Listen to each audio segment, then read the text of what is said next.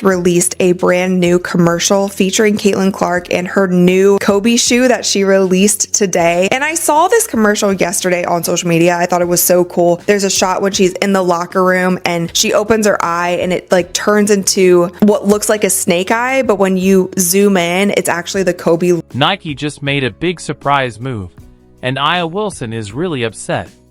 For years, Nike spent millions building Wilson's brand, but all that time, Caitlin Clark was going viral every time she touched a basketball.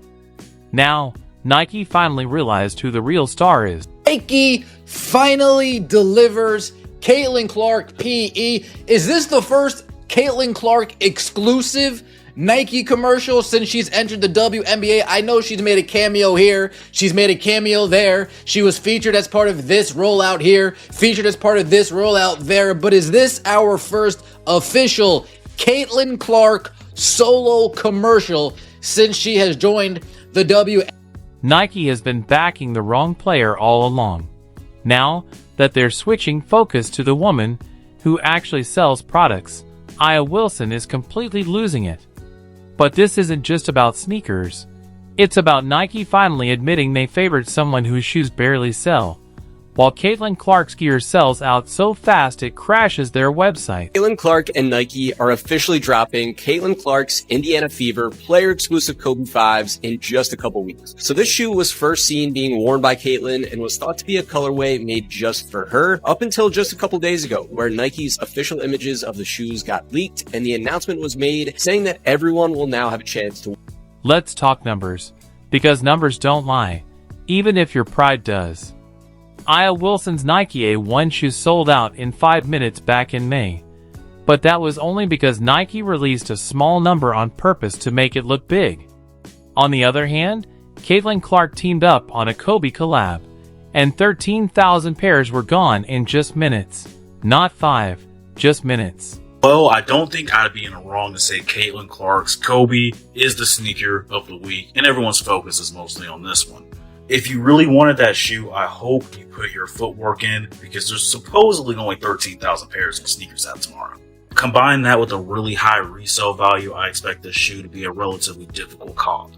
But my hope seriously is that with Caitlin Clark's sneaker coming out, that this sets a precedent and we might see other exclusive player edition Kobe's drop for the public. The Nike website didn't just slow down. It completely crashed under the pressure of Caitlin Clark fans.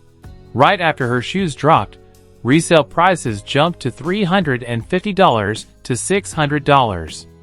When Clark's gear hits the market, it doesn't just sell out. It causes a frenzy that makes Black Friday look like a quiet yard sale.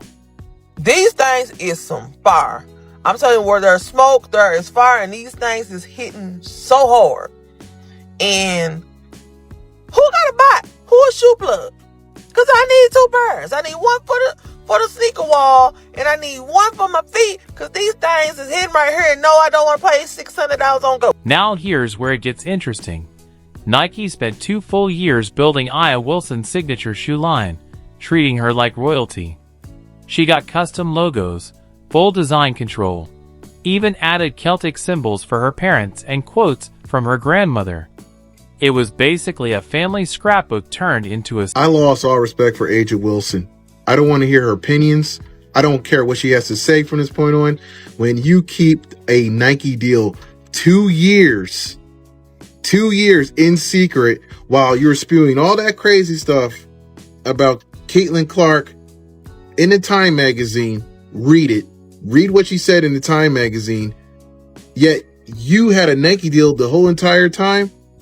Meanwhile, Caitlin Clark doesn't even have her own signature shoe yet.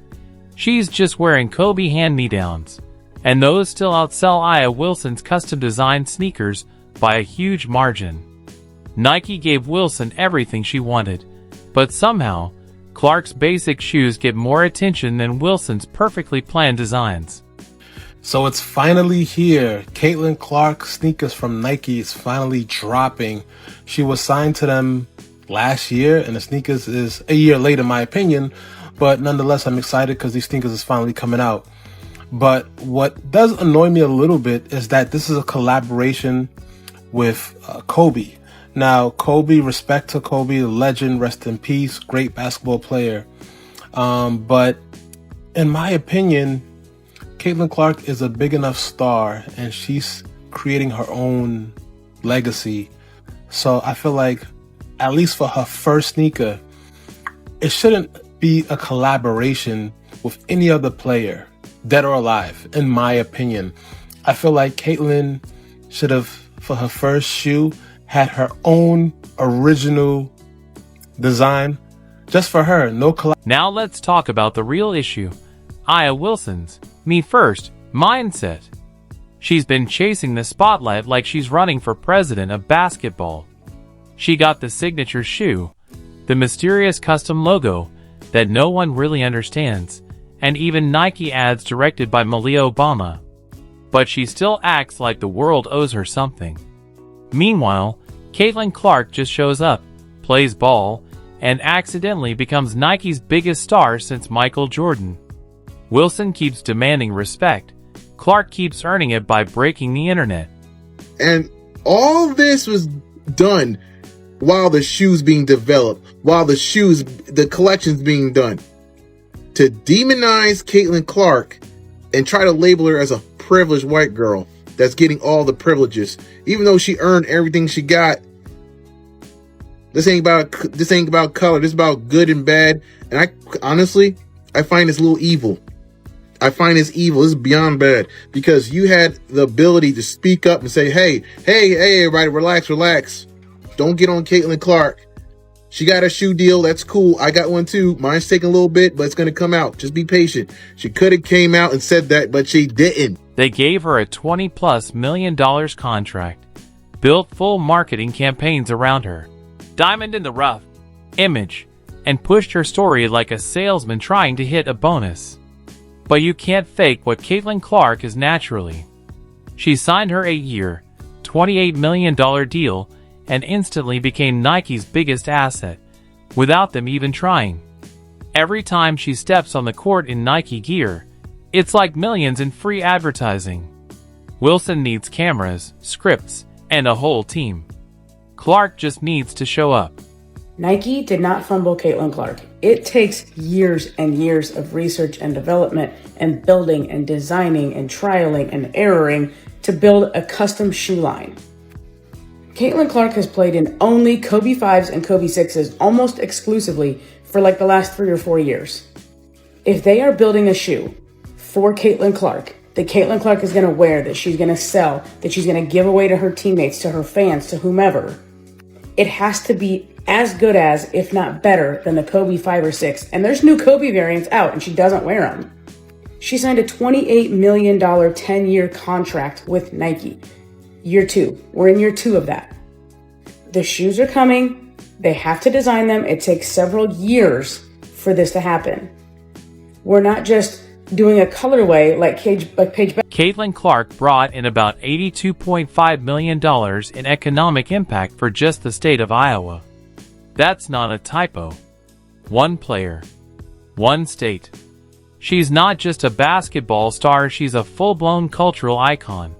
Meanwhile, Nike was too busy trying to make Aya Wilson a star, like she was some Mean Girls project they could force into fame. All while ignoring the real star, the female version of Michael Jordan, right in front of them. Even a former Nike exec, Jordan Rogers, publicly called the company out for blowing it with Clark. It took someone on the inside to shame Nike into finally seeing what the rest of the world already knew. Clark was the golden ticket. While Nike was pushing Wilson, their stock dropped to a 5-year low, all because they backed the wrong face of women's basketball. Your stock price since 2021, it is down nearly 60%. Your executives and the people who are making these decisions, their stock options are worthless. Meanwhile, you have the single biggest needle mover in all of American sports since Michael Jordan, and you have somehow convinced yourself that you need to slow play this. Let me show you Google Trends search traffic for 4 female basketball players. There is one who only rivals Caitlin Clark, and that is Angel Reese, and you do not have her. She is over at Reebok. I am so confused as to how you would be so invested in the WNBA for several years, and you have been doing great work to try to elevate and uplift that league and many of the athletes there. But this seems like you have convinced yourself that this needs to be an either-or conversation. And we never have an either-or conversation in the men's sports. You have like 10 signature athletes. Half of them don't deserve a signature. Clark drops a pair of Kobe shoes, and the internet doesn't just slow down, it crashes. At the same time, Aya Wilson's big, carefully planned launch gets completely overshadowed by Clark's random Tuesday release. The difference is almost painful to watch.